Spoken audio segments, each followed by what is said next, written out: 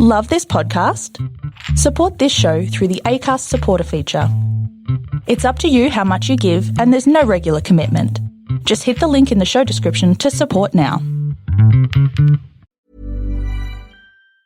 At Carvana, we're in the business of driving you happy. And with the widest selection of used cars under $20,000, you're bound to find a car that'll put a smile on your face. Carvana gives you control by letting you customize your down and monthly payments. You can browse tens of thousands of cars online to find one within your budget, and you won't get surprised with any bogus fees. Visit Carvana.com or download the app to shop for a vehicle. Carvana, we'll drive you happy. Availability may vary by market.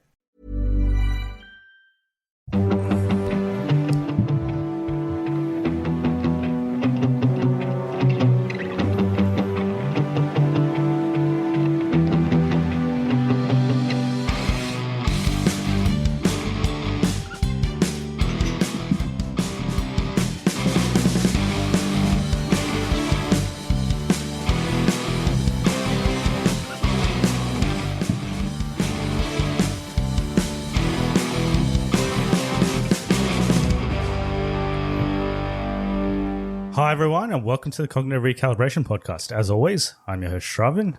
Got Taran sitting opposite me. Hello. Second time this year. This no, year? not this year. Second time in a couple months. In a while, yeah. Yeah. Today we're going to be talking about Eternals, Marvel's Eternals. I guess it's a slightly divisive movie from initial reports. We thought we'd get a returning guest back on the podcast, Brian Sherlock. Hey. Welcome back. I think last time you joined us, it was WandaVision. That's right. Yeah. So you were really gunning for Eternals, so it's good to have you back, and we're very interested to hear your thoughts on this movie. As usual, I'll go through a bit of the background on the movie. We'll talk a bit about the comic books, because it's a comic book movie, and then we'll jump into our non-spoiler review. No way. Yeah, it is a comic book movie. Jeez. Okay. Yeah. Is that what you were surprised about, or the non-spoiler? Both. Okay. Yeah. It was collective surprise. And then we'll do full spoilers afterwards. Yeah. So if you haven't watched the movie yet, you can keep listening, and we'll clearly signal when we're doing spoilers. As I've been rallying for the past couple of weeks, I think we should do full spoilers first and then non-spoiler afterwards. All right. Yeah.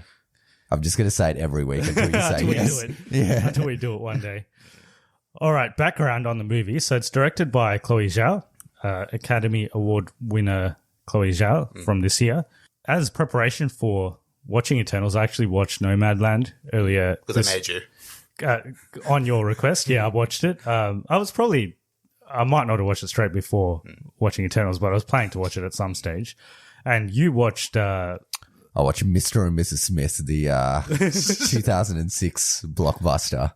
Okay. Starring Brad Pitt and Angelina Jolie. In preparation for this. Yeah. Completely related. Little known fact, it's also got Vince Vaughn. Oh, does it? Okay. Yeah. He's Brad Pitt's friend. Like comedic relief in that movie? He's the comedic relief. So we talk both, about that? yeah, we can. We can if you want, yeah. This takes me back to something. I realized recently that we have about 3 degrees from the Eternals movie cast.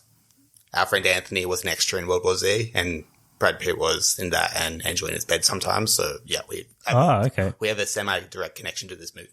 Cool. I think that's probably the closest. Wait, connection. so you know someone who was in World War Z? Yeah, our friend from Anthony. Yeah, from primary school. Yeah. So he was an extra in World War Z. Oh, okay. Was he a zombie? No, he was a human. It was like he was running, and he was like, yeah, maybe. Did he meet Brad Pitt? He was like in breathing distance of Brad Pitt. Yeah. Okay. Yeah. Maybe I should have watched that and Mr. and Mrs. Smith. Anyway, I thought just like drop that. I don't think it happens every day. So yeah. Yeah. That's interesting. Like my friend was telling me about like you should calculate how many handshakes you're away from the US president. Yeah. And I'm actually one handshake away because I know someone who worked in the Obama administration. Okay. So, Obama, that's all right. Yeah. Me, yeah. But yeah, we should calculate like how many handshakes are we away from someone who is in the MCU. So this is probably the closest. You're probably like an additional degree because you don't know him. So you'd have to go through us. Nah, Similarly, you's actually my best friend, so. Oh, okay. Yeah. I guess I'm Zero no degrees. handshakes. I'm no handshakes away. Yeah. All right, so back to Eternals after that little sidetrack. So obviously it's based on Eternals by Jack Kirby. We'll get into the comic book stuff in a second. It's got a very big cast, so I'll read through all the cast members. It's got Gemma Chan as Cersei, Richard Madden as Icarus, Kumail Nanjiani as Kingo, Leah McHugh as Sprite, Brian Tyree Henry as Fastos, Lauren Ridloff as Makari, and Barry Keegan as Droog, and Don Lee as Gilgamesh. And then obviously you've got Salma Hayek as Ajak and Angelina Jolie as Thena. And then you've also got Kit Harington as this guy called Dane, and we'll get into who he is. My favorite character in this movie is Harish Patel as Karun, and we'll get into who that is. But yeah, that's a pretty big cast, and I didn't just read out like every cast member in the movie. These are actually like the main characters in the movie. So it's 10 Eternals. It's a big cast for characters that have never been introduced before. Yeah. Absolutely. The only cast that's bigger, another Brad Pitt movie, Ocean's 11. Also should have watched this. It's got one extra member because it's Ocean's 11. This is 10. Yeah. 10, yeah. Should have watched that in preparation for this. Yes. Well, you should have watched like Ocean's 13 because you haven't seen that one yet. I haven't seen 12 either. Oh, okay. Serious? Yeah. That was good, Yeah. Okay. There's a lot of other reviews we want to do instead of this review at the moment. Yeah. Everything's tangentially related. It's just, yeah. Cinematography. I wanted to mention cinematography because I thought it was a little bit different in this movie compared to the rest of the MCU. It's by Ben Davis, and he's actually done other MCU movies. So he did Captain Marvel, and he also did Avengers Age of Ultron. Not my favorite Avengers movie. Not my favorite MCU movies. Yeah. Yeah. But I guess, Avengers looks like all the other movies, but Captain This Marvel looks- looked a bit different, and this definitely This looks different. better than those two movies. I would say so. Yeah. Yeah. So like Chloe Zhao likes to use natural lighting and locations, and most of those was green screen. So Yeah. locations and all. Yep. Yeah. It's a beautiful looking movie. So Looks not as good as June, but still pretty good looking. Haven't seen that one yet. Not as good as Dune. We reviewed Dune last week. There's- Please. I'm still waiting. no, we won't say anything. But I'll spoil the ending for you right here. to be honest, there's not that much you can spoil in Dune. No. But anyway, different movie again. Runtime is 157 minutes. I was going to start with a joke saying that it feels like it goes for an eternity because it's Eternals, but it feels long, and it is long. Pretty long. Yeah. Finished later than I expected it would.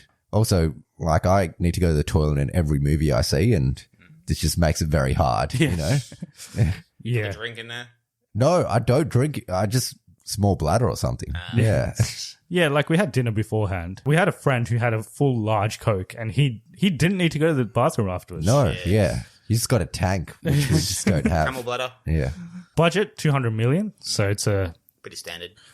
pretty big budget movie. Box office wise, they're saying it's going to, well, so far it's done about 29 million. They're saying opening weekend, it might do around 90 million in the US. Yeah. And then overall, they're saying it might do about 200 million in the US. Yeah. They haven't got estimates for worldwide yet because it hasn't come out in a lot of countries yet. And a couple of countries have banned it. Yeah. Because of the gayness and that. So yeah. Yeah, we'll see how it goes just based off the critical response. And I got a little bit to say about that, actually, because people on social media have been suggesting that the critical response to this movie has some sort of sinister intent. Like they're targeting this movie because, I don't know, it's more diverse or something. But I honestly don't think it's that. I honestly just think the movie isn't as good as it could have been, and that's why it's not doing as well critically. It's not like a Captain Marvel situation where they started review bombing it even before it came out. Yeah. It's more the audience score that you look at that gets ruined by review bombs rather than the critical score. Rather than critical, yeah. I think the audience is pretty divided on this as well. Quickly talk about comic book background. So when do you think the Eternals debuted in the comics? 60s, you said that, yeah? Not too far off. What do you think? So Kirby went to write for DC, and then he came back, and then he did the Eternals for Marvel. So it would have been after he worked for DC, which probably would have been 80s. Again, you're not too far off. So it's actually in between both of you. So it was 1976. Yeah. Was the first issue of Eternals. It is by Jack Kirby, who's a specialist in these like cosmic comic stories. Yeah, so he got pissed off at Marvel because they didn't give him enough to do. Went to work for DC, did some stuff at DC. Did he do like New Gods or something? Was it? Yeah, well, talking about New Gods, that is essentially Eternals DC version. Yeah. So New Gods are the Eternals, and then the Apocalypse people, which is what's his name? He's in Darkseid. Darkseid are the Deviants. So similar to this, you've got the Eternals and the Deviants. That's kind of what I had about the comic book stuff. I did note down their abilities, but their abilities are just like... And it's different to what it is in the comics to what it is in this as well. Like they've made changes. And also there's so many they're different... super strong. Yeah, it's like they're super strong. One can shoot lasers through his eyes. One can... Fly, and one can do run fast. So it's it's that stuff. Technically, they all have those powers, but they can focus on one and amplify it. That was what I saw somewhere. Yeah, that is true. Yeah, they all have the same powers, but some of them are better at some of them than others. In the comics, not particularly in this movie, though. Yeah. What I was going to say, in the comics, I had to confirm this yesterday because I wasn't sure if I was right. So Thanos is born to an Eternal, but he has deviant blood. Yeah. So he's both an Eternal and a deviant in the comics. Yeah. Okay. Yeah. How does he... we'll get into That's why he looks like a deviant, but he is born as an Eternal. Well, it looks like an evolved deviant, like a highly evolved deviant. Yeah. And that's essentially all I know about the Eternals in the comics, and I think that's all anyone really knows about them. It's not exactly a very popular comic book or anything like that, so it is pretty obscure. I guess a parallel to this would probably be Guardians of the Galaxy, because that wasn't that popular either. No, it wasn't. But Guardians of the Galaxy, they introduced 4 new characters. In this, they're introducing, as we said, the Ocean's 11 minus 1. Yeah. Okay, well, I guess we're kind of starting to talk about the movie, so we'll jump into positives and negatives. But before we do that, what's the story of this one? You want me to describe it? Yeah. Why not? Yeah. So there's Eternals, and I won't spoil anything, but they've been on Earth for a long time. They've been helping out humanity against the Deviants. This is all in the trailer, so I'm not spoiling anything. And they thought they did the Deviants, but there's more Deviants. Yeah. They keep deviating. Yep.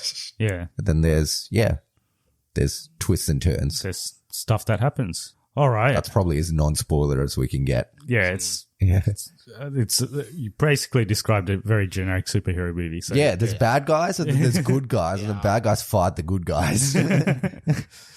Okay, positives and negatives. So we can start with your thoughts. Actually, these are mostly I read the non-spoilery positives. Like I got brought another list. The non-spoiler list is a lot bigger than the spoiler list, it looks like. Yeah. Mine's actually the opposite. My spoiler list is... I don't have a list. What have we got here? Visuals. Chloe Zhao does the visuals very well. Mm-hmm. Yeah, so that's pretty much universal at the moment. It's like everyone's talking about the pictures, the pretty pictures and all that. Yeah. Cast. I had no issue with the cast at all. It's like there's always one person in that you just don't like, but like, no, these ones just, they all work together pretty well. This kind of spoilery... They finally showed Australia in the MCU. Yeah. That was actually a big shock for me. Because, like, really? Yeah. Like, I never thought I would see that so soon. I mean, the part of Australia that they show is, like, the most stereotypical part of Australia that they could have showed, but yeah. Very generic, but, like, they could have had a kangaroo in there somewhere. Cersei, she's one of my favourite MCU characters. Like, she's probably the most easily recognisable Eternal out of all of them. Mm-hmm. Yeah, so... Yeah, just the fact that it was a new group of heroes, because like you just get fed up with the reboots of Batman and all that, and just something new to root for. Yeah, that's true. Like it's fresh. I get what you're saying about Batman. Like, how many Batmans do we really want to see? 56. Okay, that's where I'll cap it off. We've still got a while to go. Still got quite a bit. Yeah. Okay. Yeah, I agree with all of that. I think it's a pretty unique movie for the MCU. Yeah, as I was telling you before, it's more like superhero film than a movie. Yeah, I think it wanted to be a superhero film. Yeah. I don't think it ended up succeeding, but I think it wanted to be a deep philosophical movie, but it just didn't hit the mark. Yeah, and we'll get into the negatives. I agree that cinematography was also really, really good. The diverse representation of all the characters, I think that's probably one of the biggest pulling points for the movie. So there's someone we can probably all relate to in some way. But just because it does that, like you still got to do something properly with the characters, and you still got to have like a proper story, which they kind of didn't. It's not like they didn't have a proper story. I think they just didn't tell it as well as they could have. I would say it's probably the most ambitious Marvel movie, apart from the team up movies. It's probably one of the most ambitious, and it is a team up movie, I guess, because there's so many characters. I think they swung pretty hard. They wanted to do something pretty different, but I think they probably the weight of that ambition probably weighed them down in the end, and they couldn't really execute what they wanted to do. We'll get into negatives in a second, but did you have any other positives? I'll go straight from positives to negatives. So all right, easy flow on. What's that word to go from one thing to another? Segue. Yeah, I'm gonna segue. Yeah, I think they definitely went for a big swing. Like I wouldn't say it's when people say it's really different from other Marvel movies. I don't think it's that much different, but it does stray from the formula a little bit more than regular Marvel movies. But in the end, it still is a Marvel movie for the most part. It's got the comedy. It's got all that kind of stuff in it. It's like a toned down Marvel movie. Yeah. It still has all the flavor for a normal Marvel movie, but they tried to make it a bit more spectacular. Yeah. But the main problem with it is just the amount they tried to stuff into this movie, which was too much to fit into the runtime that they had. Everything they try and do is interesting in a certain way, but you don't spend enough time with any plot points or any character to build it up to make any of the emotional points hit. Yeah. But I would say most of the stuff they do, it's like, yeah, this is great. If this was the plot for the whole movie, it would have been spectacular. But you had to put this, and this in, so it weighs it down in the end. So that's the biggest problem with the movie is it's trying to do too much with what it has. Yeah, I think so as well. Yeah, and there's a lot of, like we said, there's a lot of characters, and each character has kind of their own motivations, and there's different dynamics between the characters. Like some of them don't get along, some of them have relationships and all this stuff. And most of the characters are quite interesting in themselves, but bar one, I found all of them interesting. I feel like they are interesting. Yeah. But they're also like very, very much the same. Like all of them are like, yeah, they're from space. They live on Earth. They've been here for thousands of years. There wasn't that much different between them. And I felt the chemistry between the characters wasn't as good as it could have been. Yeah. Given that they've known each other for like 5,000 years or something. Yeah. Yeah. And so they do this thing in the movie where they have a non-linear storytelling method. Yeah. I talked to you about this yesterday. Yeah. Yeah. And it didn't flow well. It didn't. It was too, especially in the second half, it was okay. In the first half, it was way too choppy. It was just backwards and forwards cuts. Yeah. And at times you're like, why are we cutting backwards here? There's no reason for this. Yeah. And just the timing of when they did, you meet certain characters when you're meant to know stuff about them and you meet them, but you haven't had this flashback yet. So you haven't seen what happened in the past yet. So you don't have the connection with them. Yeah. So I feel like they didn't need to do it in a non-linear way. Like, I don't think it actually helped them to do it in that way. Yeah, some of those scenes, they weren't necessary. Like Hiroshima, they could have just conveyed that with some dialogue, and it's all done. Like the script runtime gets cut down significantly. So they definitely could have done with less cuts or done most of the present day stuff at the start, and then maybe 1 or 2 cuts instead of like 8. Yeah, or they could I was thinking back to Dark Knight Rises and Inception, like they just sort of make the flashbacks a bit more, make them flow a bit better, like just like quick memories, but you just get a sense of what's going on. Yeah. Oh, it's this non-linear storytelling. It's a Christopher Nolan special. Like he does it in all of his movies essentially, and he does it better than anyone. He does it well. Yeah. So the thing with Batman Begins, they do it they do it quite a bit in that movie, and it's easy to follow in that movie, I guess, because it's one character. Yeah. So you're just following one character's journey, whereas here they're kind of trying to connect 10 characters, and it doesn't really make sense the way they did it. A couple of actors that I wanted them to be in the movie more than they actually ended up being in the movie. Yeah. We can go to it more on spoilers, but if you're fans of certain actors and you're really looking forward to seeing them in an MCU movie, you might actually be pretty disappointed because some of them are don't get enough screen time. Not really in it that much. Yeah. Well, I know the one particular one you're talking about the most. But I think that character could have been taken out of this movie completely and it wouldn't have made much of a difference. Which one? We'll get into it. I know the one it's actually not the one I'm talking about, the one you're talking about, but we'll get into it in spoilers. Everything will be cleared up in spoilers. All right. This is why we do spoilers first. Gemma Chan, so she's basically the main character in this movie.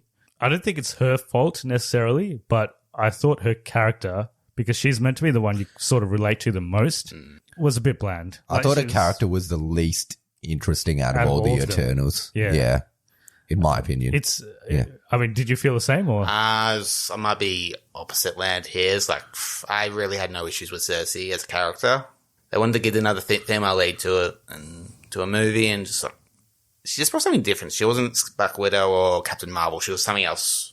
But yeah, they wanted to make her nuance or something. Just a different kind of hero to begin with. So, plus she's supposed to be the most empathetic of the Eternals. She's meant to be the most kind of connected to the humans. Yeah. So sort of like that final scene, she's like sort of makes a bit more sense that she's the one to do the thing.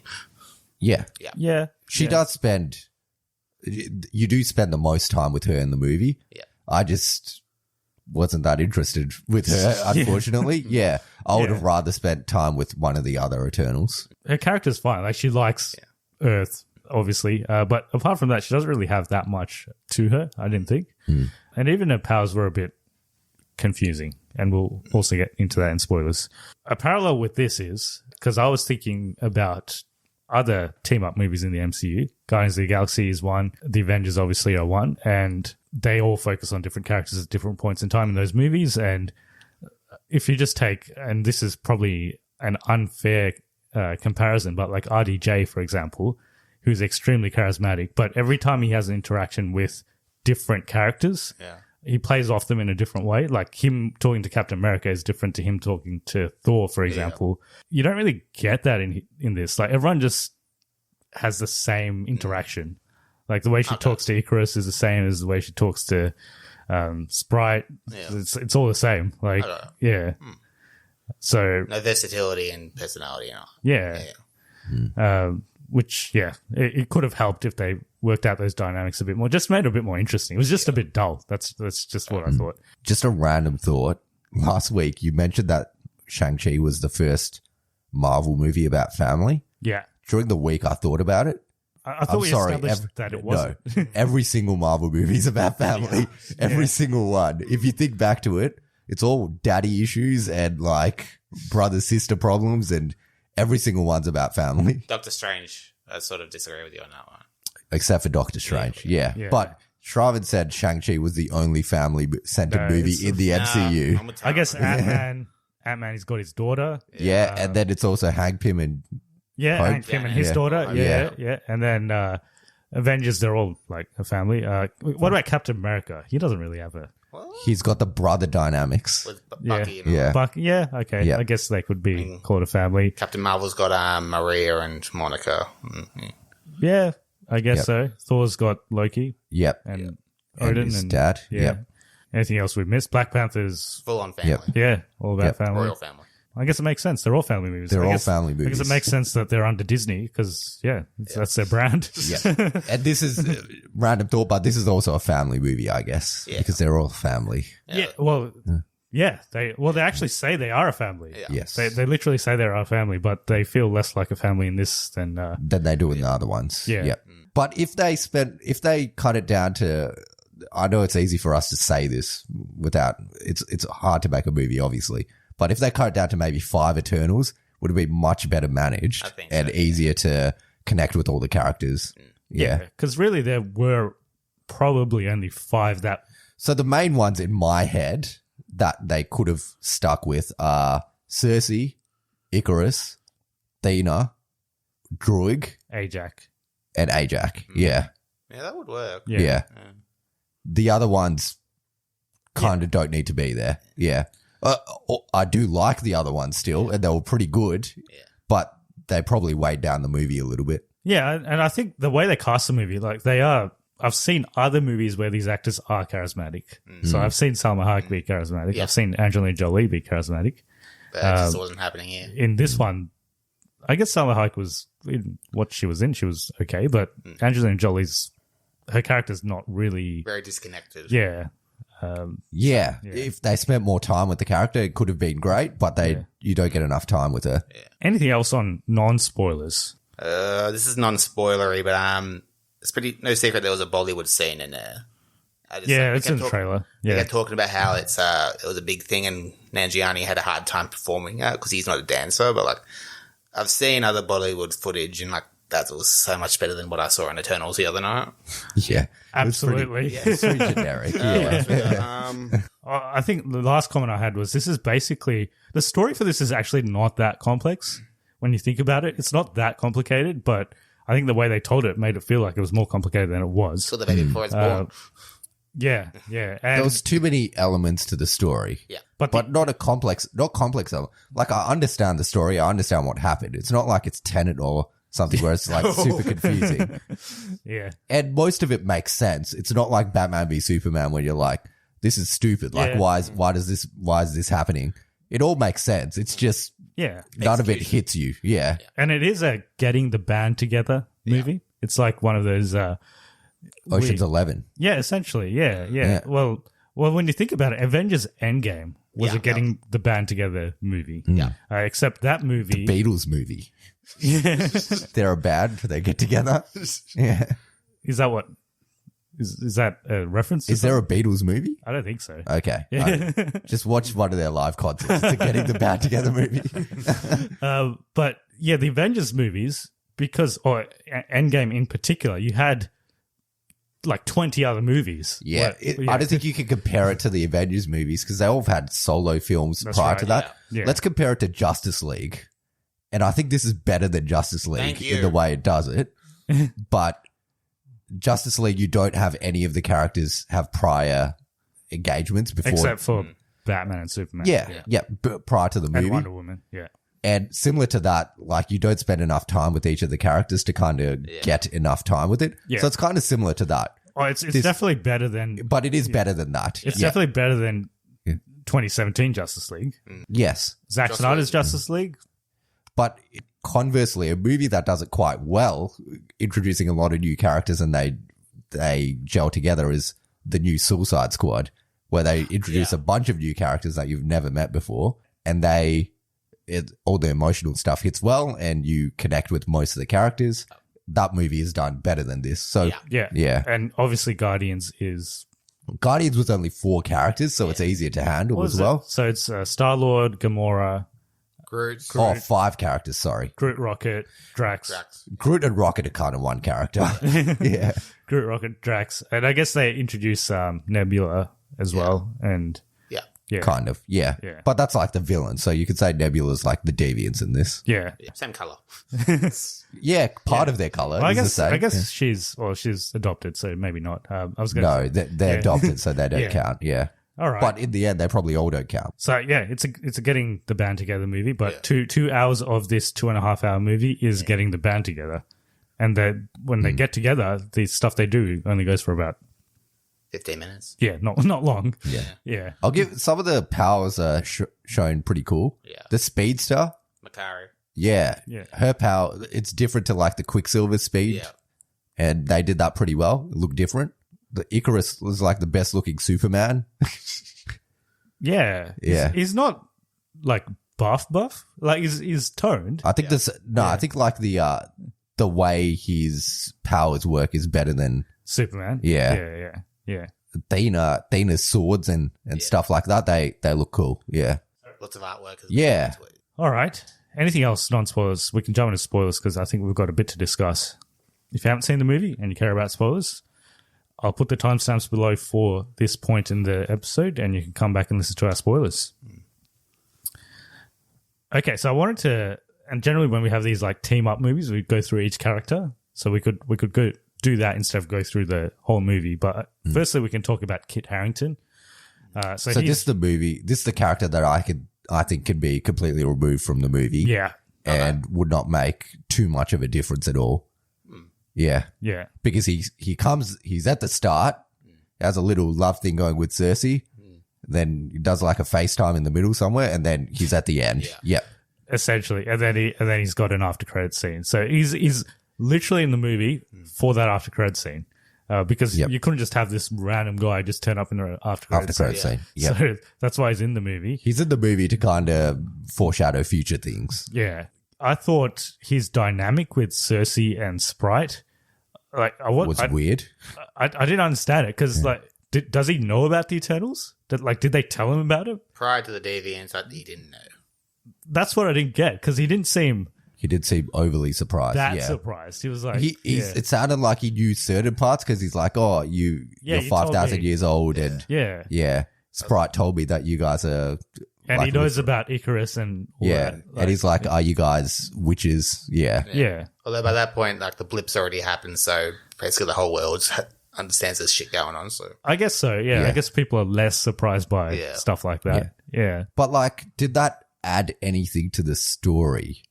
The only thing is it makes... I think the reason they put it in, first off for the end credits, and to also make Cersei seem like she likes humans more. Yeah. Because she's dating a human. Yeah. But you could have got it away with not having that. Yeah. Yeah. She teaches kids. She loves the kids. Yeah. Yeah, exactly. Yeah. I got more that she likes smartphones than she likes she's humans. addicted, as we all are, she's addicted to social media. Yeah. Yeah. It's a real, it gives everyone a hit of dopamine when you look at your social media. The TikToks. Yeah, and then it keeps you up. It's actually a drug. So she's basically on drugs. Essentially, yeah. And she likes the filters. She takes photos. Oh, and she should use that because the Russian servers get FaceApp. The Russian servers get your banking information. Oh, okay. Yeah. She probably doesn't have... She doesn't have banking information. Probably not. Do they eat? Eternals. Yeah, well, they eat. They had They dinner. do, don't they? Yeah. So can they, die from starvation? Maybe we talk... Can we talk about the whole overarching thing? Yeah. Before we get to the rest of the characters? Or do you want to do the rest of the characters first? No, we'll do the overarching and then we'll go to characters, yeah. So where it differs the most from the comics is these Eternals are like robots, essentially. Yeah. And so both the Deviants and the Eternals are tools of Arashim. That guy. Red dude with 3 dots on his face. Yeah. Yeah, he looks like the 6th side of the die. Yeah. Dice head. Yeah, he looks like a dice head. Yeah. So when you first meet him, it's like this... You can't really see him. It just looks like a crater or something. So when you first see... I think they did well with the perspective of They him. definitely made that... The Celestials, how they looks amazing. Yeah. They look... and he looked pretty menacing. Just the size of this guy. It was... Yeah, I thought they did that well. But his character... So technically he's the villain in this movie. So... They... Essentially, the Celestials put a little crystal in... planets, and then the planet has to grow, but if the planet has to grow, they have to get rid of all the apex predators, so they send in the Deviants, kill all the apex predators. This is a bit of a shit plan, by the way. Send in the Deviants to kill the apex predators, and oh shit, the Deviants are killing the humans now. So you got to send in the Eternals to kill the Deviants. And the Eternals can't evolve like the Deviants did. Yeah, they changed the manufacturing so that they can't. There's no system updates. Yeah, it's just whatever you get is what you get. Yeah, and this is all just literally the way you've explained it is the way they explain it in the movie. It's just exposition in the movie, and I thought, it is it's a bit of a shit plan. Yeah, and also it's like this. That was another downfall of the movie. The plot's a bit it makes sense, but it's stupid. Yeah, and you don't really, you can't really care about it that much. And I also thought the plan of getting the Eternals to Earth was to get rid of the Deviants. But why do they have the powers that they have? Why Sprite like a kid? Why did he manufacture it like that? What benefit is that adding? He might as well just made 10 Icaruses. Because if you're going to send people to kill things, why do you have the different... I guess I understand part of it. He needs the engineering dude so that the humanity can evolve. And I guess you need the healing person to, like, in case they get injured, you can In case heal. they get injured, yep. Icarus is, he's Icarus probably is the strongest just one, so that's fine. The fast person, Makari, just yes. Maybe for travel. maybe to get around, but she can't carry anyone, so Yeah.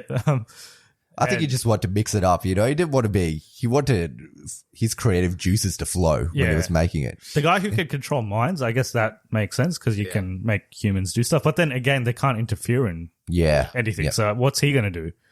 They literally tell them that they can't interfere with humans. So why did he say what's his purpose then? So that was a bit weird. And then, Sprite just confuses me for many reasons. Like, firstly, her powers aren't that relevant. She doesn't really use them that much. It's basically like Loki powers. Like, she can turn herself She into... can visual manipulation. Yeah. And she's a kid. Like, I don't understand why they did that. Like, what was his reasoning to make her a kid? And also, what was the reasoning for... I mean, I understand why they did it for the cast, like to get a diverse cast. So you can have like a kid, you can have someone that's deaf as well. Like, it makes sense, like, in terms of representation. But why is she deaf? But why is she deaf? Yeah. I was like, when I heard Did she lose her hearing with the sonic boom? Is that what it was? It's not explained in the thing, but that's what it might be. Well, wasn't she always deaf? Like, she from was the always beginning? deaf, but she had the advantage that the booms didn't affect her when she was running. So It might be because of that. yeah. This is me. They don't explain it in the movie, but if I had to guess, it's so that she doesn't get affected by the sonic That was boom. what they said. Pretty much what they said. Is that what they say? Yeah. Fair enough. Okay. Yeah. Prior to this, I kept thinking they took the Eternals from Earth beforehand, and they just picked randoms everywhere, and then they changed them. That was my theory before this started. But sort of agree with you on that part. Well, I guess that sort of makes sense because then she doesn't get impacted by a sonic boom, which makes sense. The kid does not make sense. Yeah, it's just like he was messing with her, basically. Yeah. That's basically the overarching story. Yep. Yeah. So the Celestial is going to come out of Earth and they need to stop him. So we can talk about Ajax. I always thought it was Ajax, but it's Ajax. Ajax is the guy in Deadpool 1. Yeah. Whenever I think of Ajax, it's Ajax spray and wipe. The cleaning product. Yeah. Salma Hayek. So this was a character I thought she would. I thought Salma Hayek and Angelina Jolie would be more of the main characters in this movie because they're the biggest names in this movie. I knew that Richard Madden and Cersei would be the main characters. But Ajax is also the leader, so I thought she'd be in it more. But they kill her before you even know her, essentially. That was a big kick in the neck for me. I think that the mistake they did was they killed her too early before they did enough flashbacks. They had like one flashback and then they kill her and you're like, oh, this chick's already dead. They should have had a few more flashbacks before they killed her so that you get to know her more. Because obviously it's like, and they linger on it as well. Like her death is like a big deal. Yeah. And they linger on it for quite a bit of time. But it comes in like the first half an hour. Yeah. It's too early. We don't even know this person. We saw her once. Obviously she meant a lot to these people, but she doesn't mean anything to us at the moment. So I thought that they probably should have done that later for sure. Yeah. I was surprised that they killed her. I thought she would be in it more. Well, interesting thing that she dies in the comics as well. But in the comics, it's a different Eternal that kills her. Can you guess which one? Cersei? No. Sprite. No. Athena. No. Phastos. No. Is that in this movie? Yeah. It's the only one that's kind of evil, other than Icarus. Druig. Yeah. Oh, he kills her. So Druig is the evil Eternal in the movies. In the comics, sorry. Well, he doesn't really get along with her in this one as well. Nah. So no, which was more in line with the comics. Yeah. But there's not that much to talk about Ajax because she died straight away. She's not really in it. Apparently she was an inspirational leader and you hear stuff about her and everyone like is devastated when they hear that she's dead. And they did that quite a bit. Like I think they skipped it in the last one, the last person they meet, but every single person they meet, they're like, Ajax is dead. And then you get their reaction to it, like every single time, which they probably didn't need to do each time. But we could talk about Angelina Jolie. So I thought her character was really Athena. Yeah, I thought her character was really interesting. Yeah. It was interesting, but they don't spend enough time with her. Yeah, and so the twist. There's two twists in the movie. So one twist is that they were sent here essentially the whole mission was a lie. Like what they were told was a lie. They were here for another purpose. And the other twist is that Icarus was on board with it the whole time. That was probably my favorite. I was really happy when I did that plot, Icarus coming out and all that. Just like, I actually thought that was pretty well done because like literally I did not see that one coming. I see. That's one of my positives. That's one of my positives for this. Yeah. I knew one of the Eternals was the reason why Ajax died, but I thought it was Druig. Okay. They really portrayed him as the worst one, even in the ads and marketing. Yeah. And all that. I'm like, maybe it's Thena or Druig, because Thena's like bipolar in this. Yeah. Yeah. Weary. She's got some. So essentially, every time they go out, they do this mission multiple times, and every time they go out, they reset their brains so that when they go out the next time, they don't know what they're doing. But the last time they reset Thena's brain, it didn't work properly. Yeah. So she still remembers stuff from the previous time, and that makes her crazy sometimes. Yeah. And she fights everyone. And they don't really use that much. Like, I feel like they didn't really explain it that well. So I was like, why is she crazy like this? Like, it made sense in the end, but It did make... and she was just like an unnecessary liability, like most of the time. She's kind of like she was that OP character that they needed to They did a Charles Xavier. They Charles Xavier her. Yeah, they needed to make sure that she couldn't fight in all the fights because she would have ended them. Yeah. So they're like, oh, she's bipolar. Yeah. Yeah. And they kind of set up this interesting relationship between her and Icarus in one of the flashbacks where they have like mutual respect for each other. Like they're like, I enjoy fighting alongside you or something. I think they say that to each other. And that kind of sets up like they're probably equal in power. But then Icarus suddenly gets overpowered. Yeah. I thought Thena was equal power with Icarus throughout the whole movie because they say she's like the greatest warrior and everything. Yeah. So I thought there would be and we never got this, but I thought there would be a fight between them. There is a brief fight. Yeah. And I thought the final fight would be between them because she's the only one that can actually probably defeat him. Yeah. But no, she ends up fighting that deviant instead. Deviant. Yeah. The boyfriend in the comics. Oh, is it? They were. Oh. And they had kids. Okay. Yeah. Yeah. We'll just leave Well, it she there. kills him. Yeah. She kills him in this one. She slices him into like 50 pieces. Yeah, and we're hearing someone else's thoughts just before, and he was saying that maybe that deviant character, they probably could have done a lot more with him because he was kind of turning into a pretty interesting character. Definitely. Yeah. Yep. But once again, there was too much stuff to get through, so they couldn't do enough with him. Yeah. And they kind of, we discussed yesterday, he's not for what Icarus is doing. So he's actually against what Icarus is doing. Yes. Yeah. But he ends up fighting the Eternals anyway. No, so we talked about it. He comes into the battle when he's fighting Icarus because he wants to stop Icarus. Yeah. But then the Eternals Attack him because they don't want him to kill Icarus. Yeah. And then steal his powers. Yeah. Because then he would be But they need the invincible. Unimind. They needed the Unimind to all of them to make their shit work. Yeah, they could have done. If Icarus died, they still could have probably done it. Except if Icarus died to the deviant dude and the deviant dude stole his powers, the deviant dude would have probably killed them all. Yeah. I thought it was a good opportunity because they kind of set up Cersei to be like the main savior. But I think it might have been a good opportunity to say that maybe they work together with the deviant because they're kind of almost on the same page. Like they almost have the same objective, but they could have had him helping, and then that would make more sense. It would have made sense. Yeah. Than what actually happened. Yeah.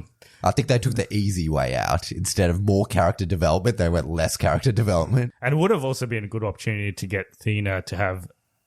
She would have had to forgive him for killing character Gilgamesh. arc, than what she actually had. Because she's like the warrior that just enjoys battle and killing. Yeah. So it would have been different for her to not kill someone. I thought that's the way they were going as well. Because there was a dialogue in the scene prior where she's talking to, can't remember who it was, but the person's like, revenge won't give you peace. And then she's Cersei. Was it with Cersei? I can't. They're on the ship and they say revenge won't give you peace, and she says killing him might. Yeah, that's right. Yeah, yeah. Someone says that to her. Is it Kingo? Someone says it. Someone said I can't remember who. Yeah, and I thought like that would be her arc is that revenge doesn't give her peace, but in the end it just does. Yeah, Gives her peace. Yeah. She's fine after that. Yeah, so I thought her character could have been. Also, I thought they would have had to reset her brain. But I guess once the truth came out, she kind of fixed herself. But I really liked her character, and I wish they did more with her. Hopefully in the coming movies. Yeah. There's going to be another one at some point. Yeah, and she's alive. She's one of the few characters that stays alive, so it's hopefully we get more of her. But she was good. She was badass as well when she wanted to be. We can talk about Brian Tyree Henry, his character. Phastos. Yes. Yep. So I forgot that he was in the movie. He goes missing for a long period in this movie. Yeah, so he's at the start, and then he comes just before the third act. So he's missing for most of the movie. He was good. Like, for what he was in, he was good. He was one of the few characters that I'm like, yeah, that's probably enough time with him. I thought they did enough with him. I guess. He had good character development. Enough for that character. Yeah. I was a bit confused, and we were discussing this before, and we're watching that guy talk about it. His motivations are pretty confusing, because he's like, in Hiroshima, he's like, this is because of me. And then he hates humans. And then he has a family. But then when Cersei and Icarus turn up, he doesn't want to help them. Yeah, so that part was confusing. Yeah. I think the justification was he doesn't want to leave his family, no matter what. But they're going to die. They're going to die, so he probably should leave his family. So, yeah. But I think it's a good culmination of, he gave humanity all this stuff to try and better their civilization. They fucked him over. They built a bomb instead. And then he did believe in humanity, but then he meets someone and he falls in love, and then he starts to believe again. I thought that character was fine. And he's also, because I thought he was just a scientist, but he's also quite powerful, because he's actually fighting Icarus at the end. So he's making these little things come out of his wrists. Yeah. Yeah. He's like Eternal's Iron Man. Yeah, I think he was fine. He's probably, like if they kept him exactly the same, but they changed some of the other characters, it could have been a better movie still. Druig, I actually liked his character. Yeah. I thought he had pretty good motivations for what he was doing, but he, again, disappears for half the movie. So you don't really see what he did, but you know that he didn't get along that much with Ajax, and he definitely didn't get along with Icarus. His dynamic with those two characters was interesting. His motivations make sense. Like, humanity's killing themselves, so I should control them, and then we could have it'll be better. And Ajax doesn't want them to interfere with anything, and he wants to interfere with stuff, and you understand his point of view. But then he disappears, and you don't really see him for ages. Yeah, I did like it when they go to meet him in like South America or something. Amazon. It's in the Amazon, There was one scene with Angelina Jolie and a lizard. I like that. Yeah, what was with that?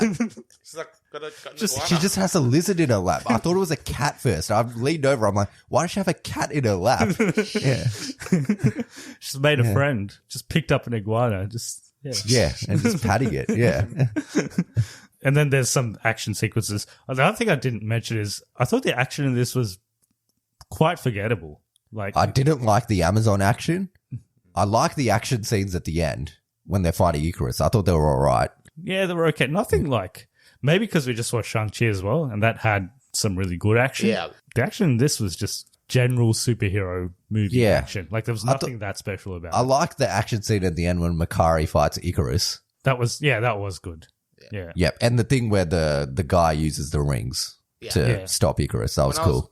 Watching the trailer, I kept thinking, is this a past scene where Phastos has created the 10 rings that went to Wenwu? Yeah. I kept thinking at one point, I'm like, when he's like, we're going to make rings, I'm like, is this going to be that? And I'm like, nah, it's not that. Yeah. Yeah. It was like there was a theory going around, Phastos made the rings. Yeah.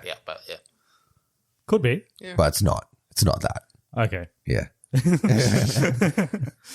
Okay. We can talk about Druig's relationship with Makari.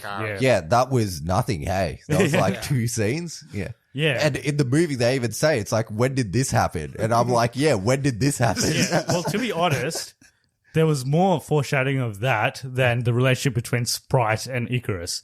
Because that was completely out of left field. So, like, the only person that knew that was Kingo. Yeah. was Kingo. So, like, obviously none of the other guys knew it. We didn't know it as an audience. Like, it wasn't obvious to us. I guess you never expect the kid to be into the big dude. Yeah. Yeah. But yeah, I mean, there was a little bit of foreshadowing for their relationship. So it was fine. But they also like completely ditch her and just leave her in the ship for 5,000 years. Did they leave her in the ship or did she just go back to the ship? So she just went back on her own. Yeah. Because like she said, she was like, you tell me after a couple of 100 years of me waiting to go home, you tell me it's all bullshit. Because I think that was, I don't know how long she's been in the ship for. I think it's been a while. Yeah, because she's read all those books. She's loading up on shit and all that. So she must be really smart. And she's not really surprised when they come in. It's like, oh, it's time to go home, is it? It's like, how you've been waiting here for a while, haven't you? Yeah. Yeah, and she's a speedster as well. So doesn't it feel like normal time is like super slow for her? Maybe, yeah. Not much to talk about her character. She's sidelined the most out of all of them. Yeah. Yeah. It's pretty disappointing because, like, given she's the first deaf superhero, it's all about seeing people you don't see every day in the films. Like, really did that to her. It was like, yeah, they just, no character development. You don't learn much about her. The only thing is, steal stuff. Yeah, that's the only thing. Yeah. Like, she was the basis for Mercury and Hermes. So, like, he was a thief. So, like, yeah, there's that. But, yeah. But yeah, other than that, you don't get much from her. She steals some tablet, which has no relevance to anything in the end. Yeah. Yeah. But she does have a cool fight scene with Icarus. Yeah. That was good. Yeah. That was good. Who else do we have left? Kingo. Gilgamesh. Yeah. Let's talk about Gilgamesh. We should have probably talked about him with Athena. But yeah, they're kind of, their stories are interlinked. Yeah. If they spent more time on Gilgamesh and Athena, when Gilgamesh dies, it would have hit much harder than it did in the end. How many scenes does he have? Like 5 or something in the end? He's not in it that much. Yeah. He's obviously one of the strongest. If Eternals. not the strongest. Yeah. Yeah. It was marketed that way. I like it when he like slapped one of the deviants in one of the flashbacks. When he did that. Sorry? Like, he's standing at the gates of Babylon. It's like, he's getting he got the fist. I thought he was chewing gum. It's like, yeah. It's like 5,000 years ago, but yeah, okay. He slaps one of the deviants. And then he has some good action sequences, I guess. Mm. But yeah, when he dies, it could have been a good part. It could have been very good, but it had to be more. They had to spend more time with Athena and Gilgamesh to make that work. Yeah, he's not in it that much. He dies before they even meet some of the other characters, doesn't he? He dies in the Amazon. Yeah. Kingo.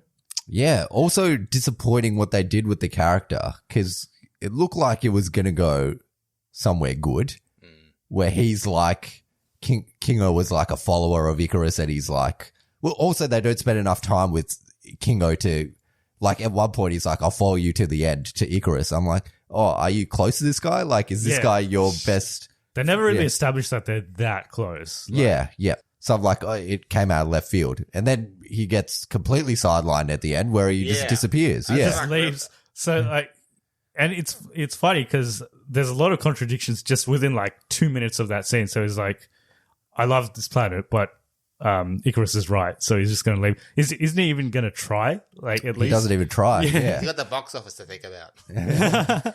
And he's also got his like valet, who's a human. He's just a normal human. Yeah. And he's like completely fine with it. He's like, oh, thanks for doing everything that you did. Yeah. But like, they haven't done anything. Yeah, and he's going to die. Like, he's literally, he knows that he's going to die in a matter of days as well. And he seems to be on board with it, which was just weird. So Kingo says like, oh, I love this planet, but Icarus is right, and he leaves. And then the next scene, Athena's like, when you love something, you should protect it, which is a complete contradiction to what he just did. Yeah. Yeah. Athena should have said that to Kingo. Yeah. She said it to Cersei, wrong person. I did like that she gives like that motivational speech, and then she's like, I've already given this. Oh yeah, she's like, she gives the motivational speech, and then the guy, what's his name? Fastos? Yes. Yeah, he comes in and she's like, no, I've already done the speech. Yeah, Kingo disappointed because he was a good character, but does get sidelined and there quite wasn't a bit. That many, like, there were jokes in this movie. There weren't that many jokes. They didn't use Kumail to his full abilities. Yeah. So it was overall pretty serious. I think the other characters, there wasn't really any scope for them to do comedy. I think Dina had a scope to do comedy because she's like this full serious character. Yeah. And like that, I've already given the speech line. Yeah. Like that kind of stuff could have been funny if they did more, or they're panning the iguana or whatever. Yeah. Yeah. Just random shit with Dina would have worked well. Yeah, because the other characters like Sprite, Cersei, Icarus, they're all pretty serious. Yeah. We can talk about Sprite next. She has cool glasses. I like the glasses. Yeah. At one stage, they're all wearing glasses because they're in Australia or something. No, they were in Iraq. Yeah, that's right. Yeah. Where they parked the ship in that. Yeah, that's right. Yeah, her character was pretty confusing for me. Like, I didn't really get why she was in the team, like what she wanted to do exactly. Although she was pretty close to the comic book, but I mean, they changed the gender and all that. But like, she was close to the comic book version. Like in one version, she was making them all forget and making them suffer and all that because they treat her like shit. Because she's obviously lived with Cersei for some time, right? At least like since the 40s or the 50s. Yeah. Like But then she stabs her. Yeah. Yeah. she's fucking bitch. Like, And then Cersei saves her. yeah, well, Cersei, like, we were just watching this video where this guy said exactly that. Like, she literally stabs her in the back. Yeah. And then 2 minutes later, Cersei's like, yeah, I'll fix that up for you. Yeah, and then she gets exactly what she wants as well. I guess it's more just Cersei being closer to the character. And she was a very forgiving person. And like, she was, Yeah. But it's weird that she would stab her and then she would be okay with like accepting stuff from her like the next minute. Yeah. Have you ever seen Orange is the New Black? No, I haven't. Okay, that's basically every episode of that, so there's a market for it. Yeah. It's like total fuck ups in every episode, so this is no surprise to me. Yeah, I thought she was the most polarizing character in terms of she's one thing 1 minute and then she's another thing the next minute. I didn't really care for it. I think she was meant to be like a character that you kind of because she is like the child in the team, like you're meant to sort of feel for her, but I felt the opposite. Like I really She was didn't the care Rocket. about. I'm just thinking back to Rocket and Guardians, like they all hang shit on him and all that. I mean, she's a new Rocket. I think she was meant to be that sort of character where she kind of gives shit to everyone, but she's got a heart of gold in the end, but she doesn't. She's got a phone instead. And also, how does Cersei magically have these powers to make her human as well? So they needed to use all the energy to kill the Celestial, and like she had leftovers. So that can make people into humans? I think Cersei's powers, so she could change matter into other matter. Yeah. But she says she can't change biological matter. She says but then that she change, can't do it. but then she figures out that she can do it. Yeah. So she turns her into organic matter. But it doesn't seem like she can. I guess she can control Because it. she turns that thing into a tree. Yeah. Yeah, And then she couldn't control. She just did that randomly. She just kind of did that. But I guess she made. they don't explain it that much, but that's essentially, she learns how to turn stuff into organic matter. Yeah. So that's how she was able to turn the Celestial, because the Celestial was organic as well. Yeah. She's able to turn it to Is a it rock. ice or stone? I don't know. It's like a rock or something, I think. Yeah, something, Is it? It's a new continent to stand on, so real estate. Hand of God. We can talk about Cersei, or do you want to talk about Icarus and then Cersei? I thought you wanted to talk about Karun. Karun, he was funny. It was funny. Yeah. Did you find him funny? I did. Because we were thinking that because we're Indian, we found it funny, but it was actually funny. It's like when they're in Brazil, Kingo wants to get that shot, the action shot, and like, did you get that? It's like, it's there. And how many cameras did this guy bring? Because it's got a massive one, and then it gets smaller each time. Like every time they break it, it gets a smaller version of a camera. I liked him. He was a good character. He was funny. Yeah. He was good. I think the movie needed him actually because, you had Kumail Nanjiani, but this guy had more jokes than him. So who did we have left? Kumail was like a Shah Rukh Khan in this movie. That's kind of who he's playing. Apparently, he was modeled after Hrithik Roshan in terms of like his style. Yeah, he wanted to use a bit of Errol Flynn comedy or screen charisma, whatever it was. Oh, okay. Yeah. Well, I don't think he was around long enough to do any of that stuff, but yeah. Icarus. We'll talk about Icarus first. So I like Richard Madden. Yeah. I thought he was good. He's got good screen presence. So these two are the characters they spend the most time with, Cersei and Icarus. Yeah. And I guess... there's more of them, less of an ensemble, and they probably could have worked better. Yeah. Yeah. If they spent maybe more time with just these two, maybe it would have hit harder, and then have the rest of them as side characters instead of trying to make them main characters. But yeah, he's all right. I guess like one positive about the movie is because they got such a good cast, like every scene they have like some prominent character like featuring in it. Like there's something, if it's not this character, there's this character. Yeah. So like when Richard Madden's not there, at least you got like Angelina Jolie.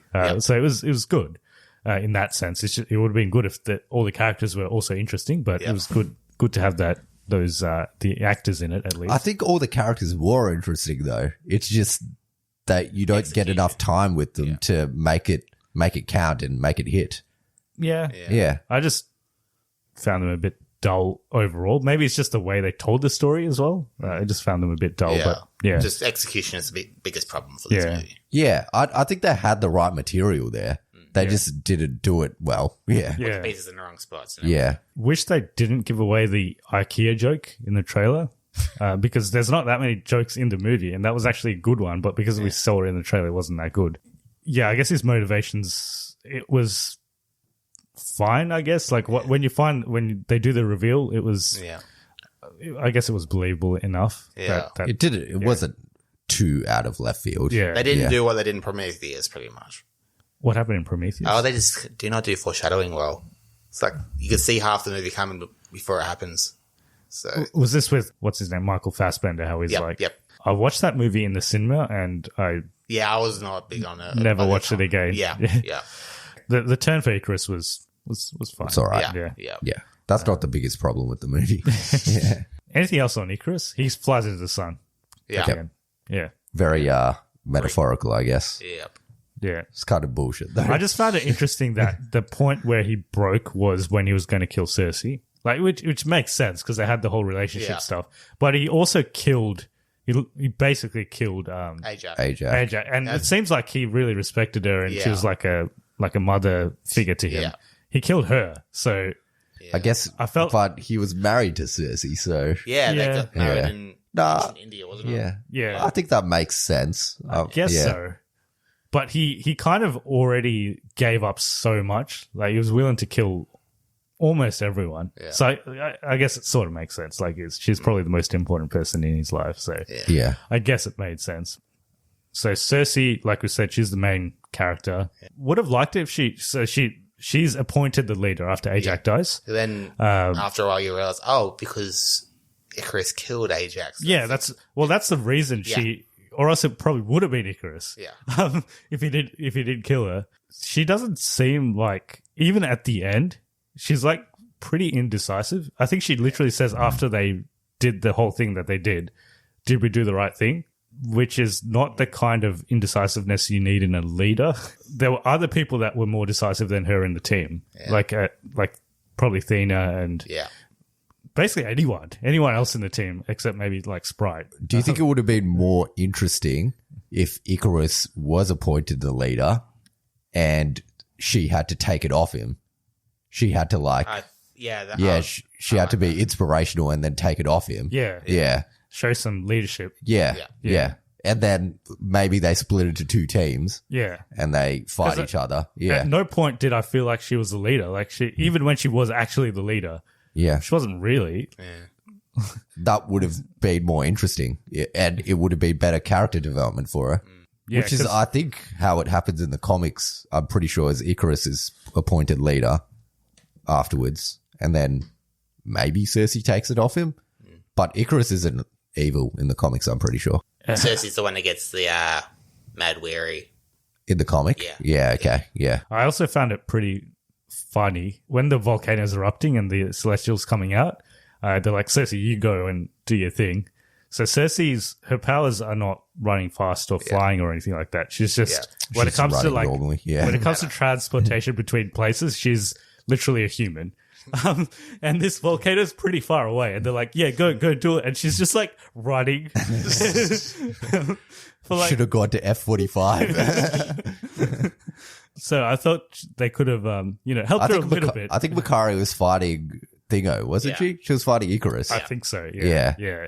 I guess they didn't really have a choice, but I just There was found- no one else could. I just found run it funny. faster. Like she Yeah. wasn't even running fast. She was like she was really struggling. lumbering. She was doing her best. She was doing her best. And then she does that thing with how she Mad up, just shape. freezes or She froze it. yeah. I think it's a rock. I'm not I think sure. it's a rock. It looked Okay, like either way. it looked like stone. I don't know. I don't know what she did. It's like she's on the plane. She says, "I can turn a stone into this. I can turn a stone into that." Yeah. Yeah. Yeah, fully stoned she did the opposite. She did of- the opposite. Yeah, Yeah. yeah. When she does do it, so that's when the uni mind Yep. thing happens, right?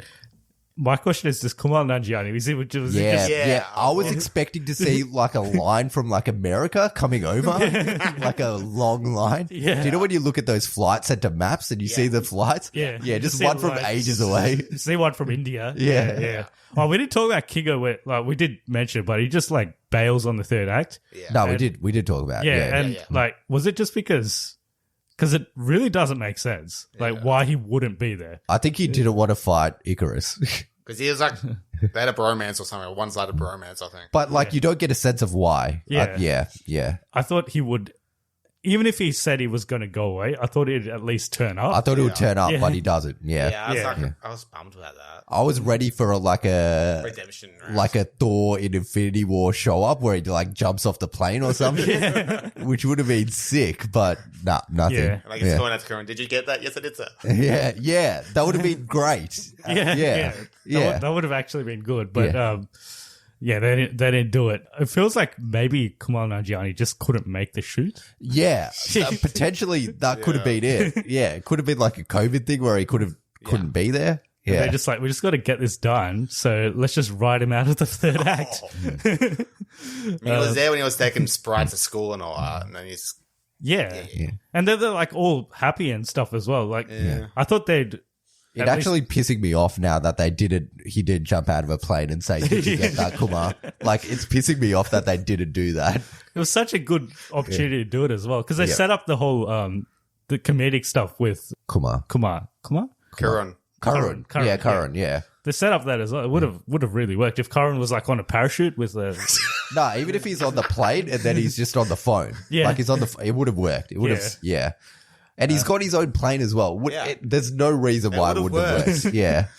missed opportunity there. But yeah, the movie ends. But like, you know, we could talk about this bullshit all the time. I'm sure they have these ideas there. Yeah. The only thing it's not budgetary reasons why they wouldn't do it. The only reason I can think of is COVID. literally that Kumail Nanjiani couldn't make it to the shoot. Or they just didn't want him there. But yeah, it could be character stuff, but we don't learn enough about the character to see why it was. Yeah. Yeah, and the way that end scene happens where like he's taking her to school and stuff. Also, why is he taking her to school? Is she going to school? They're best friends, aren't they? They talk. Yeah. Are they all friends? I don't know. There's like no character development there. But it sounds like they hadn't met for like thousands of years. So are they really friends? I don't know. They're meant to be best friends. But doesn't he say at one point, it's like, you were my best friend or something? Yeah. Does he say Maybe, that? Yeah. He's also the only one that knows that she's into Icarus, yeah. That last scene, they're like all friends. So Yeah. like it feels like maybe he should have maybe he was actually meant to be there. And when they wrote that final scene. Yeah, and then the movie ends with them being summoned by Awisham. and they're taken away. They don't come back, do they? No, they're taken away. They make Cersei, Phaestos, and Kingo. Yeah. The others, like Sprite, she's not an Eternal anymore, so what's She the doesn't. point? Yeah, and then the other guys are in On a the ship. ship. So they get summoned and then they're in big trouble. So He's going to make some judgments. So that they leave us with that, and then you see Kit Harington. This is the second time that you see him in the movie. At the end of the movie, and he's like, "I've got a secret to tell you." Yeah. And before he can tell the secret, She gets taken. she gets taken, and then Swish. the movie ends on his face. And then there's two after credit scenes. So one is with Athena and Makari and Droog. Yep. and someone turns up in their ship. It's Harry Styles. Harry Styles. And he sings, "You Don't Know You're Beautiful" to Angelina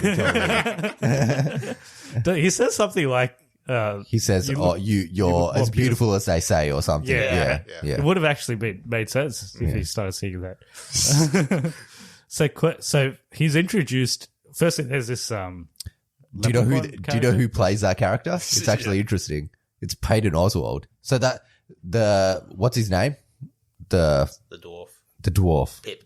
Pip. Yep. Yes. He is a dwarf that had the space stone for a while, so he basically got some of its powers. So he could teleport. You can teleport. That's how they get to the... And he's got links to the Guardians, and I'm forgetting, there's something upcoming that he's got links to. I think it's the Guardians, so he might team up with them. I thought the CGI was a bit wonky on him. It was. It definitely was. Yeah. Yeah. Then you got to ask the question, like, they had Peter Dinklage play that dwarf in Infinity War. He's huge as. This is a different kind of dwarf. Yeah. Yep. Yeah. Okay, so he's a dwarf, not I said a leprechaun. Because he's not a leprechaun. No. He's not trying to find gold at the end of a rainbow. And Harry Styles is Eros. Yeah. Yes. So I also did research on this. Brother of Thanos. So, yeah. So like we said at the start, Thanos is an Eternal in the comics, but in this, they're robots. So I don't know how he could possibly be an Eternal. He must be something else. Eros? No, Thanos. He's Titan. Yes. So in the comics, so the Eternals live on Titan. So potentially they're from Titan in this instance as well. Or but they're created, robots. Right? Yeah. So it doesn't make sense in that. Yeah. Or maybe there was like a different batch of Eternals that they made to begin with, and they settled on Titan. Yeah. But anyway, Eros is also known as Star Fox, like the guy in the N64 game. Yes. Yeah. Okay. He's Thanos' brother, full brother. Full brother. Yep. But Why Thanos has the deviant genes, which is why he looks like a deviant. Yeah. But he's he's just full Eternal genes. Yeah. So he's they don't have that much in common. But yes. in looks and personality. Yeah. But Eros's personality, it's basically Harry Styles in real life. He's a womanizer. Okay. Yeah, it's no secret. One of his superpowers is he can stimulate the pleasure zone in people's heads. So he's very much a womanizer. Okay. And he's just strong. So this happens because they're going to look for other Eternals. Yep. Yes, but he's like, we should go help your mates out because they're about to die. And I didn't know this because they must have kept this under wraps super hard, but Harry Styles is signed on for 5 Marvel movies. So for 5 Marvel projects. So he could be a big part in the future. He's been in the Avengers before, so he could be in the Avengers. So Harry Styles coming in big. So he made it big after Dunkirk, obviously. Yeah. Well, I saw an interview, Chloe Zhao. Yep. She said she's had her eye on him since Dunkirk. I don't know in what way. That sounds a bit creepy. Yeah, she had her eye on him. She's also a big fan of Christopher Nolan. But yeah, Harry Styles, probably one of the biggest signings to the MCU in a while. He's going to bring in a lot of people that probably wouldn't want to watch MCU We'll stuff. scream in the theater. Yeah. That's gonna piss me off at some point. Yeah, he's only acted in one movie, hasn't he? It's just Dunkirk. Yeah.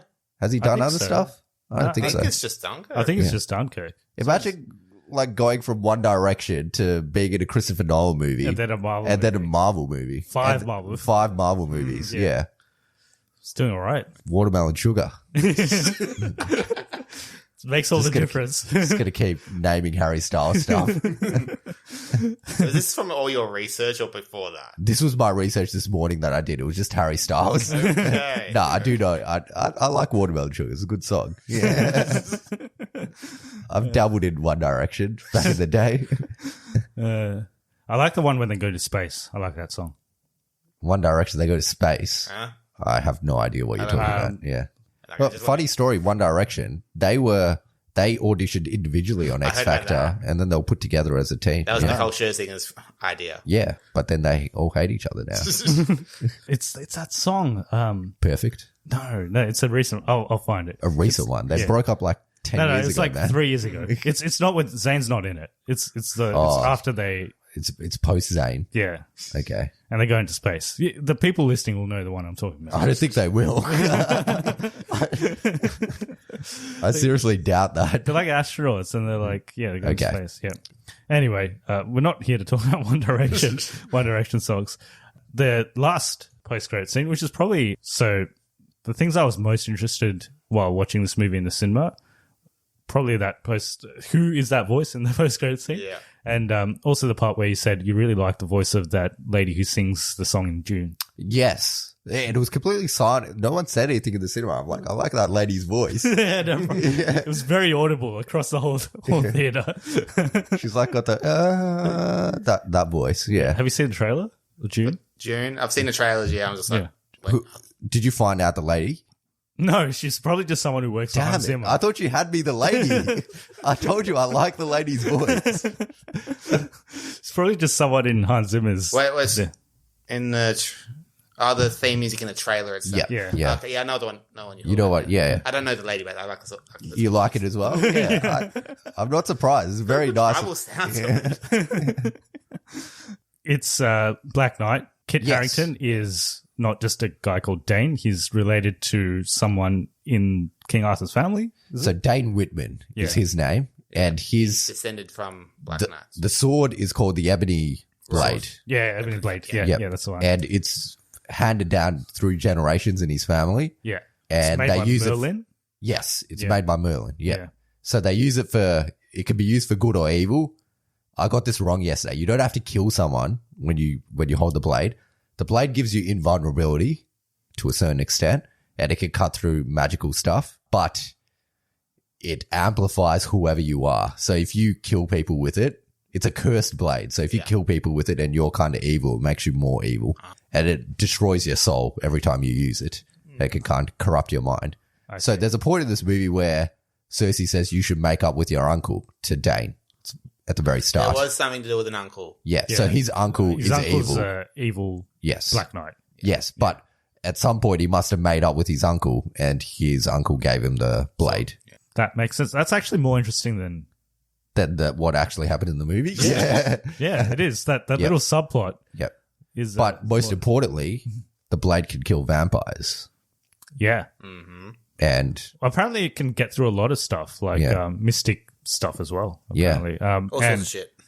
Yeah, so we firstly, let's go through the array of characters that we thought were the voice of this person that says, don't do what you're doing. Or what does he say? You don't want to do that, Mr. Whitman. Think about that. Are you sure about that? Are you sure about Yeah, I that? think that was Yeah. Are you sure about that, Mr. Whitman? Yeah. So initially I thought it was Nick Fury. I think you I thought wish it you was, said don't. I wish. What did you say? Think about what you're doing. What did you say? Don't do that. It's just like don't I would do do that. that if I were you. I wish you said I like the lady's voice in the June trailer. Just out of the blue. Yeah, he's like, what the fuck? And the sword's got like some weird liquidy. It's got it's like pulling towards him. Yeah. Yeah, But anyway, so I thought it was initially Nick Fury. I think you also thought it was Nick Fury. I did. Someone that we watched it with thought it was Doctor Strange. Could be. But I think since then it's actually... been confirmed who it is. Yeah. Yes. Yeah. May I? Yeah. Yeah. Blade. Yes. Yeah. Mahershala Ali himself. Mahershala. Yeah. So it's his actually first On screen. Well, he's not on screen, voice but appearance in the MCU. and yeah, like I said, the blade can kill vampires. Yeah. Yeah. So there's a bit of a team up situation that might happen. Yeah. So is he going to be in the Blade movie? I think so. Yeah, I think that's Kit Harington talked about it, and he said he's looking forward to the future. Just in general. Yeah, he's like married to that chick in Game of Thrones. They got a kid together. Yeah. The kid's going to grow up, hopefully go to school, Hopefully maybe get to a good college. we address this climate change issues. Yes, yeah, yep. Go all solar or whatever. Yeah. So Maybe he'll eventually do a movie that isn't rotten on Rotten Tomatoes. So, yeah. Is that true? Has he not done a movie that's I've only heard of 2 of his movies. One of them's Pompeii, which is apparently trash. Yeah. Yep. And this. and this is currently rotten, so so maybe one day he'll have a fresh movie on Rotten Tomatoes. Yeah, no, I think they will do a team up. It makes sense. Blade can kill vampires. Yeah. Blade hunts vampires, even though he is a vampire himself. It's a half vampire, isn't Half it? vampire. He's a day walker. Vampire. That's the term for it. And he's American. Yes, in the comics, Blade is British. yeah. But in the 2000s, Wesley Snipes. Snipes one, he was American. Yeah. So Yeah. We were talking Dane about this for sorry, go ahead. Dane was originally American, so like They've done a switch. Yeah. Oh, they've done a switch. Okay. Switcheroo. I like it. Yeah, because we're talking about this in the Shang-Chi review, how Marvel is like very US centric. Yeah. Like a lot of the characters are based in the US. Yeah. So it would be good to get some even British. Like now we've got a British character, so that it's good. Could lead to like Merlin stuff and King Arthur stuff. Yeah. So, Some other theories that I saw, like some people said that voice is Merlin. I'm like, it could have been though. It could have been. But yeah, Yeah. that would be. It would have been very left field. Yeah. And like, if it's Merlin, like, why'd you just show it to us? Like, Yeah. why are you like, hiding we wouldn't it? know who it is anyway. Like, this is the old guy. Unless they get the Merlin from the Merlin show, like the young Merlin. Oh, the young Merlin. Yeah. Yeah. Okay. Yeah. Just that same actor. Yeah. Same guy. Yeah. Crossover.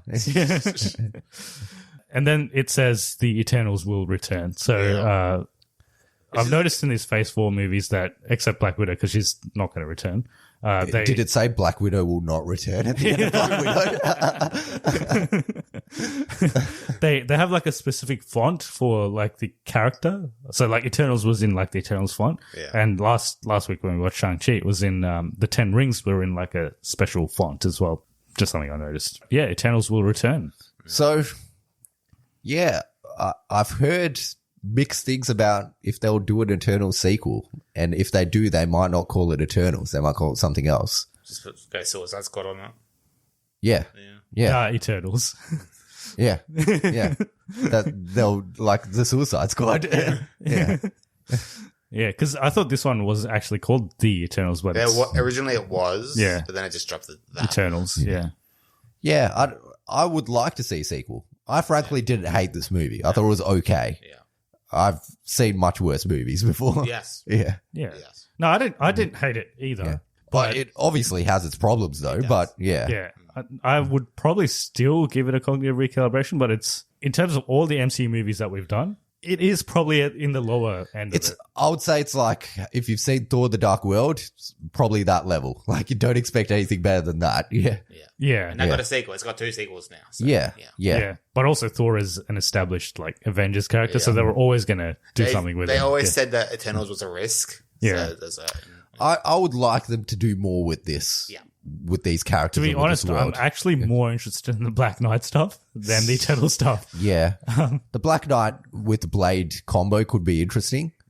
And I'm interested to see what they do with Harry Styles. What are the songs that he gets out of this? Yeah. Do you think they'll do a musical movie with him? oh, fuck off. A Marvel musical. Yeah. Oh, God. They're doing a musical in Hawkeye, so that's, you got your wish there. Are they doing a musical episode of Hawkeye? No, They've got the Steve Rogers musical. Yeah. Although Jeremy Renner does sing, and so does Haley Steinfeld. So. She does, yeah. Maybe they're just the next characters they're going to get into the Marvel universe. Ariana Grande. She's next. Justin Bieber. Justin Bieber. Miley Cyrus. They're all She's already coming. in there. She's in Guardians 2 in a cameo, but they'll bring her back as a main character. Yeah. Who else? They're only Elton going John. for Justin Timberlake. They're going for triple threats only. Oh, okay. Yeah. Yeah.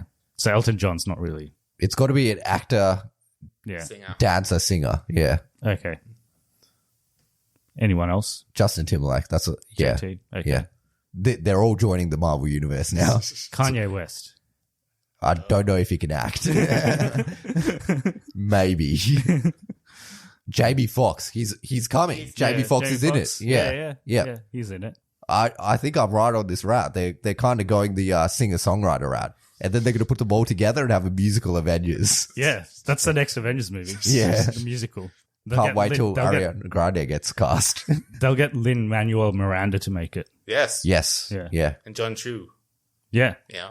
Have you seen In the Heights? No, not that. I've seen Crazy Rich Asians, but that's the only thing I think I've seen. So yeah. Anything else on Eternals? I think it was. I went in with very low expectations that it was kind of okay. Yeah. I was expecting you to brutalize this. Thought it was okay. It wasn't that. Yeah. Like, it was, by Marvel standards, it was probably not up to their standards, but it still wasn't that bad. No, it wasn't. Yeah. Yeah. Yeah. Like, it's not Justice League or Nah. any of those. DC have done worse movies before. Yeah. Yeah. Yeah. And Marvel have done worse movies before. Not MCU, but Marvel Fan in general. Force. Yes. Yeah. Yeah. Yeah. No, it's not a bad movie. No. I wouldn't say it's a bad movie at all. It's just I'm probably surprised at how low the Rotten Tomatoes is. It's currently a 51 last I saw. Yeah, it's probably like a 60, 70 probably movie. a 60. Yeah. It's probably a 60. I would say it's on par with like a Incredible Hulk or a Thor: The Dark World. It's probably that. It's no worse than those movies. Yeah. Yeah, but it's definitely not better than them. I wouldn't say so. Yeah. Yeah. But is it better than Captain Marvel? Let's get Caridi on the phone. Yeah. Well, next year we've got quite a few Marvel movies. They actually pushed out some of them because they delayed a couple of movies. Yeah, they pushed the Marvels out to 2023, so you're welcome. Just Black Panther. They had to shut down production because of Letitia Wright's injuries. Yeah. Oh, okay. So that may be pushed back as well. But Thor and Doctor Strange is still going to go ahead. Doctor Strange is in Multiverse of Madness. March, is it? It was coming in Feb, but I think they moved it To to June. March. Oh. No, it's later, isn't it? May, maybe? May sounds right. Yeah. No, you're right, actually. No. So Doctor Strange was in March, but they moved that to May. Yeah. Thor was in May, but they moved that to July. July. Yeah. Yep. So it's So our next one after Spider-Man No Way Home will be Doctor Strange, which will be in May. But we've got the Hawkeye TV series coming up soon. So. Hawkeye and then Ms. Marvel as well. Yep. Yeah. Do we know why they pushed Miss Marvel back? It's like from the sounds Miss of Marvel or the Marvels? Miss Miss Marvel. Marvel. It's like from the sounds of things, they had everything ready. Oh, I think it's just because they Ran out can't of have time. two. They can't have two Marvel TV shows on at the same time, And they prioritized. Well, Hawkeye's a Christmas show, so I Yeah. guess they had to release so they can't have the both going on at the same time. Yeah, Okay. Yeah. Right, fair enough. yeah. But we'll probably get. I think after Hawkeye finishes, it will be Miss Marvel. Yeah. And then there's all these other stuff, Secret Invasion and Yeah. Yeah. all that Yeah. other stuff. That's getting a good cast for that one. They cast Werewolf by Night the other week, which is going to be the Halloween special next year for Marvel. I heard about that, yeah. Yeah, Okay. I haven't heard of the guy before. I've never Wait, seen him who before. is it? Some Latino actor. I don't know who he is. I think I saw a tweet for that. Oh, shit. I'll have a look at him up later or not, but yeah. I'll get you his name while we wrap up. Spider-Man No Way Home is the next movie that's coming out, so I'm quite looking forward to that one. We saw the trailer before this movie again. They probably don't need to release any more trailers for that movie, to be honest. I think I'll watch it anyway, so let's see what happens with that one. Spider-Man gets people in the seats, pretty much. What's your... His name is Gael Garcia. Yep. No, I know that one. Yeah, I've seen a couple of things of him. He's not bad. He's a good actor. Okay. Yeah.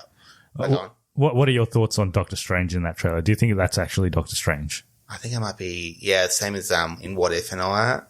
So say it's a imposter, like doppelganger or whatever it is. Yeah. Of Doctor Strange? Yeah. Okay. Yeah. Because he wouldn't fuck up that big. Yeah. I think it's Mahershala Ali as Blade. And he's going to ask who sung that song in June. He just turns up in that scene, like when Doctor Strange is doing his spells. Yeah. And that's why he stuffs up. Because he's like... He's like, hey, man, what's that June song, girl? Okay. Well, we've got that coming up later. So next week we've got No Time to Die, Daniel Craig's last James Bond. Swan song. I heard it's pretty decent, so we'll be reviewing that next week. And then after that we've got Last Night in Soho, which is Edgar Wright's Yeah, film. I heard that one, yeah. And then we're into December by then, so we've got other stuff to talk about in December. All right. If people want to get in touch with us and talk to us about their thoughts on the Eternals, actually Eternals, not the Eternals, how do they go Eternals. about it? So we're on all platforms at Cognitive Recalibration, or you can contact us at cognitiverecalibrationpodcast@gmail.com. Yeah, and if you want to support the podcast, you can do so via giving us a review on your podcast service. So if you're listening to us on iTunes, if you give us a review on that makes us more discoverable on their search engine. Okay. Thanks, Brian. Thanks for your... I know you were really looking forward to this movie. I'll give it a 3.5 out of 5. Yeah. 3.5 out of 5. Okay. Yes, I'd yes. probably still give it well, we have a binary system, so You got a thing that I do not understand, so you just do what you want to do. as it's just cognitive recalibration, which is positive. So we recommend it. Yeah, recommend you watch it at some stage. Yeah. Yeah. Cool. So yeah, thanks for joining us, and we'll see you in another episode, maybe in the Whenever. new year sometime. Yep. Another Marvel. We'll get you on for Yeah. another Marvel. I'm happy to do Marvel. Yeah. Cool. Is that it? I think that's it. We'll just stand on silence. Just taper out. Okay, thanks everyone for joining us. We'll see you in another episode next week. Hope you're all staying safe. See you later. See ya. Cheers.